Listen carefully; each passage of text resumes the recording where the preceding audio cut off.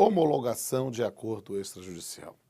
A reforma trabalhista também incorporou ao texto da CLT uma ideia, um instituto que já existia na Lei 9.099, na Lei dos Juizados Especiais, né? Que é a possibilidade de levar a juízo um acordo extrajudicial para que fosse homologado e produzisse os efeitos correspondentes à coisa julgada. A CLT agora tem, no artigo 652, uma linha F, que dá competência às varas do trabalho para decidir quanto à homologação de acordo extrajudicial em matéria de competência da Justiça do Trabalho. Perceba que o dispositivo foi redigido de forma clara. É uma competência para decidir quanto à homologação. Não é um dever de homologar. O juiz tem que verificar se há o atendimento aos requisitos do negócio jurídico, se há um consentimento não viciado, um consentimento livre, de boa-fé, para efetivamente homologar. Mas perceba que essa é uma matéria que agora precisa ser tratada como um procedimento especial, a partir do artigo 855-B da CLT. Vamos a ele?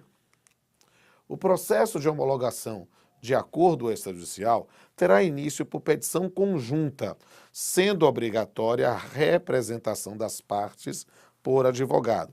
Parágrafo 1º, as partes não poderão ser representadas por advogado comum. Essa é uma questão interessante, partindo do pressuposto da busca de uma idoneidade, uma legitimidade desse acordo extrajudicial. Cada uma das partes tem que estar assistida por advogado, por profissional próprio, né? E essa ideia vai ser adequada ainda ao processo do trabalho, e na verdade ao PJE. Por quê? Porque você vai ter uma petição inicial conjunta, assinada, é verdade, pelos dois advogados, mas um sendo advogado de uma parte e outro sendo advogado de outra. Só que no PJE você tem o token, né, e você vai ter que fazer no token dizer, olha, e aí vai fazer como? Quem é que vai? Um dos vai apresentar, o outro provavelmente vai ter que ratificar para garantir a manifestação de vontade com a manifestação do advogado. Aparentemente, eu não admitiria uma simples assinatura. É preciso que todos atuem efetivamente no processo com a certificação digital. E aí, o que é que nós temos? Esse advogado, pode ser um advogado particular, pode ser um advogado do sindicato, lembre-se da Lei 5584 de 70, né? E como é que nós temos em relação a essa homologação? Essa homologação é uma homologação de um acordo. Esse acordo não quer dizer que seja o distrato. Pode ser um acordo, em geral, de algum aspecto referente à extinção contratual. O que é interessante? O artigo 855-C estabeleceu uma regra que é estranha. Eu vou dizer que é estranha. Vamos para a tela. O disposto neste capítulo não prejudica o prazo estabelecido no parágrafo 6º do artigo 477 dessa consolidação e não afasta a aplicação da multa prevista no parágrafo 8º do artigo 477 dessa consolidação. Por que eu estou dizendo que é estranho? Porque, na verdade, parece um momento em que as pessoas estão se revelando alguma das intenções do legislador. Porque a gente vê isso com um desaguadouro das lides simuladas.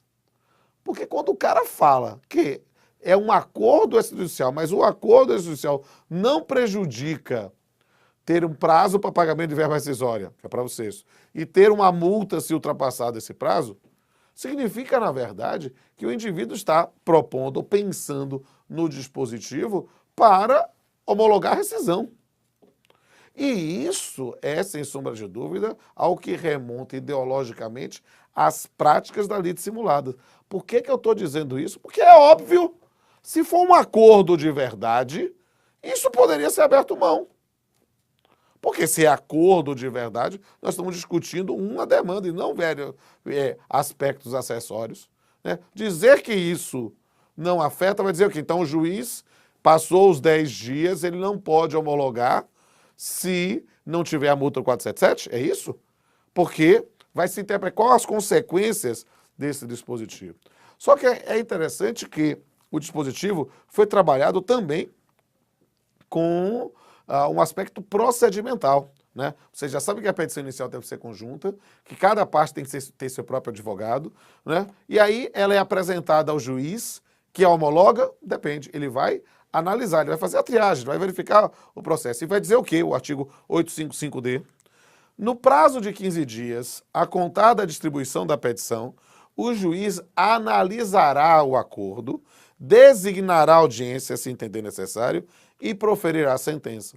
A ideia é a seguinte, o juiz pode, conhecendo a idoneidade das partes, tendo acesso a isso, homologar o acordo direto. Pode.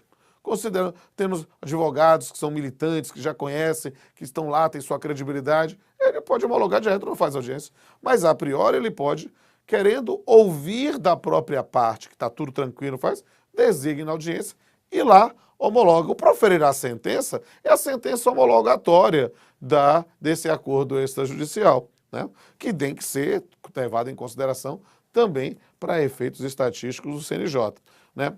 O que é interessante falar? Que o juiz pode não querer homologar. Pode dizer que não considera razoável esse acordo, talvez porque não tenha o mútuo 477, talvez porque haja algum requisito formal que não tenha atendido. E aí é interessante verificar os efeitos disso para a prescrição, que deu-se um tratamento um tanto quanto diferenciado, se nós pensarmos como procedimento judicial, porque tradicionalmente o ajuizamento do procedimento judicial gera a interrupção do prazo. O que gerava suspensão era a comissão de conciliação prévia, né, da Lei 9958. Não é que para esse dispositivo, né, seguiram a mesma regra da comissão de conciliação prévia, já é, sem sombra de dúvida, mais um indício de uma proximidade de um desaguadouro de lides simuladas. Vamos ver o artigo 855E? A petição de homologação de acordo extrajudicial suspende o prazo prescricional da ação quanto aos direitos nela especificados. Parágrafo único. O prazo prescricional voltará a fluir no dia útil seguinte ao do trânsito em julgado da decisão que negar a homologação do acordo. É interessante mencionar que não há uma limitação prazal, uma limitação temporal de quanto tempo está suspenso, mas sim o desacordo de quando retorna o prazo, que é dar dia útil subsequente ao trânsito em julgado da decisão que nega a homologação, ou seja, fazendo esses efeitos de suspensão. Lembra, eu sempre dou aula de interrupção e prescrição, interrupção e suspensão da prescrição, dizendo, olha, a diferença é muito simples, é o botão de stop e o botão de pause, né? Num, stop, top duas vezes, pô, zerou tudo. Num, stop ou pause, segue a partir daí. É a diferença da interrupção da prescrição.